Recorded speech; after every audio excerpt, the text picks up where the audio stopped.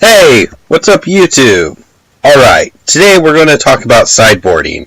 As you can see, this is a Paleo Frog deck. This is the deck that I was in the top 4 in the Yu-Gi-Oh! No Way of Warrior Playmat tournament.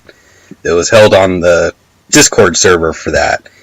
At the time of recording this, I'm still in the top 4, waiting on the day when I do my match against my opponent, but I'll talk a bit about this deck since I'm not really expecting much because there's only 4 of us left, and I think we've all kind of pinpointed who we all are, and nothing about my deck is like against the grain of being a Paleo player deck. So let's get right into sideboarding. So sideboarding in Yu-Gi-Oh! Is interesting because you get a 15 card sideboard, and the point of it is to remove terrible cards from your deck in certain matchups and put in optimal cards. And do you have anything to say on the matter, Michael? Okay, so earlier when Steph and I were just kind of talking over this, you mentioned that what a lot of people do, and I've heard of people doing this, is instead of just siding in the cards, and it's important to side out the cards that you know are bad in the matchup, or you think are bad in the matchup, for when you're going second or first. So in this Paleo Frog deck, for example, if you think your opponent's going to make you go second, Mind Crush is an easy, just get it out of there, because it's terrible going second. And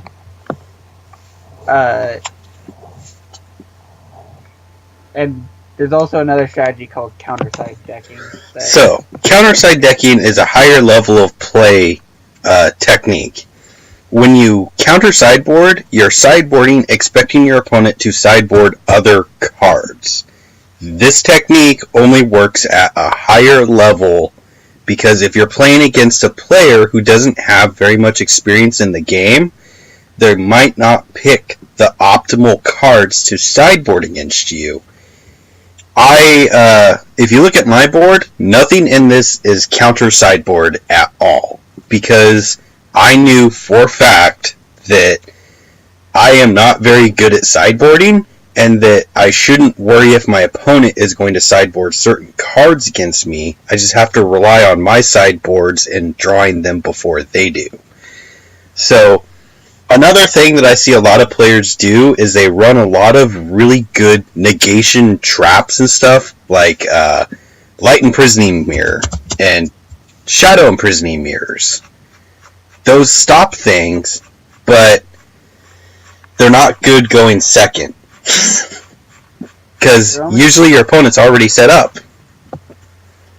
But they're only good going first. And even if, I guess there could be an argument that they can't use their setup monsters that they've already set up for.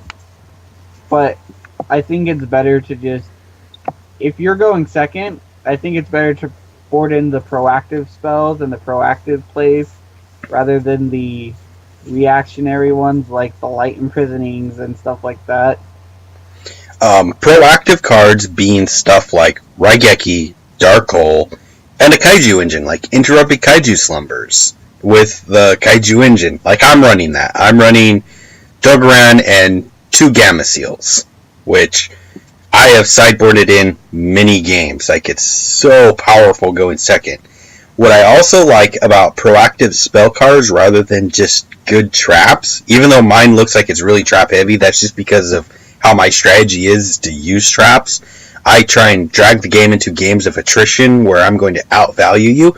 But in a deck that's not like mine, that's trying to hard stun and or tempo the player, even if your opponent makes you go first, yes, you're going to draw Dark Holes and Raigekis if you sided them in expecting to go second, and they're dead.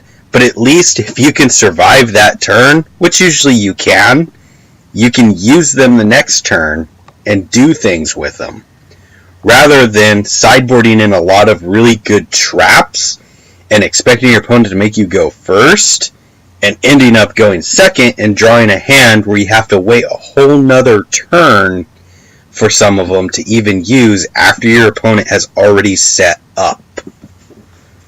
So Yeah. It's layman's being terms, proactive spells for going second, going first, knowingly, reactive traps are sometimes good, and then your main deck should already have your starter cards in them. I see people sideboarding certain cards like, oh, this is a really good starter card, and like, I don't know if I should run it or not, and I'll sideboard it. It's like, if it's a good card that you could run in your deck, you should be running it. Yeah. Like your Mind Crush as your tech. Yeah, that was a tech card. I like it. I've resolved it once. Come to find out, YGO Pro 2 or YGO Pro doesn't let me look at the hand. That was a mistake on my end. It didn't do what I intended it to. But Michael, you do.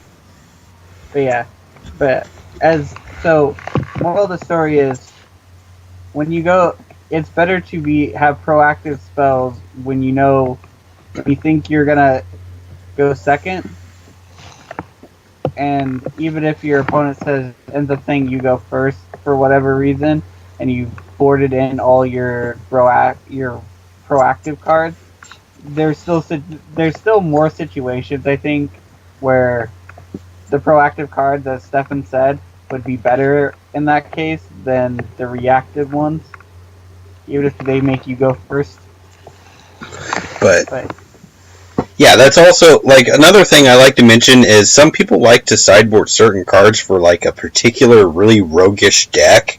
Unless that really roguish deck kills you outright and you just can't play the game, you really shouldn't be wasting slots in your sideboard for that deck.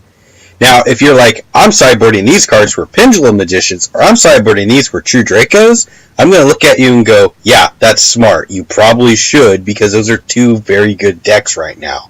But if you look at me and go, I'm running Denko Sekka because I might encounter a Paleo Frog player, and I want to next level them, I'm going to look at you and go, why aren't you running Evenly Matched, Atruinate, Twin Twisters, Cosmic Cyclone, anything like that? Because those cards are better versus the meta decks and are relevant versus the Paleo deck. Oh, yeah. Genko just being good against the Paleo deck. You Twin Twisters me, I sometimes just cry, because if you have nothing on your field and you just go Twin Twisters, I usually have to sit there and go, oh, well, these cards only do things if you have things, so I just lost 2 cards. Or if you Cosmic a Paleo, it sucks. And when you do that to a True Draco player, it still sucks for them. But if you go Denko to a True Draco player, the chances are they can just tribute those away for their Masterpiece, or pop them with their diagram, and they can get out, and then you look like a scrub because you cited Denko instead of the cards that would help against both matchups, for True Draco as an example. As the creation of this video in March, another thing I see a lot of people do is putting Twin Twisters and Cosmic Cyclones main board. That's terrible. We're actually in a format where you should probably be sideboarding those, because they're not really good starter cards. They don't start the game for you. They are more deal with problem cards. I feel like that those, like, spell and trap removal is really good in the sideboard right now. There are formats where it's good to run a main, but I feel like this is a format of sideboarding them. I run the Paleozoic Illinois because that's part of the Paleo engine. So, I mean, I have to run that. But Cosmics and Twins are better in the sideboard, and it gives you slots to run better flexible cards. That's why I'm able to run stuff like Mind Crush and the Solemn Brigade, and I can run all these powerful cards like Monster Reborn, and, because I'm not taking up slots with too much cards that only work if I'm going second or my opponent has something. So that's another thing you need to worry about, is starter cards and how to build your deck around those. But that will be a whole nother video. And I know Michael hasn't spoke up much about this because he he's been burned by sideboarding so many times that he just doesn't he doesn't like sideboarding. I will do it at regionals.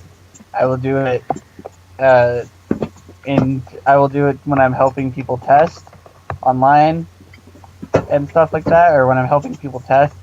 But if I'm playing at like locals or something like that, I usually just don't bother with it. But because yeah, and that's what I gotta say about sideboarding. My sideboard looks terrible. Like, I have 2 Stormy Mirror Force, and I can't figure out why it's there. Other than stun decks. I'd like to point out one thing about specifically Twin Twisters.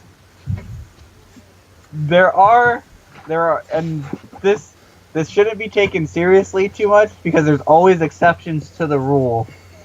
But Twin Twisters, and this is one of those exceptions, and Twin Twisters can be used just as a discard fodder if you're a really weird combo deck.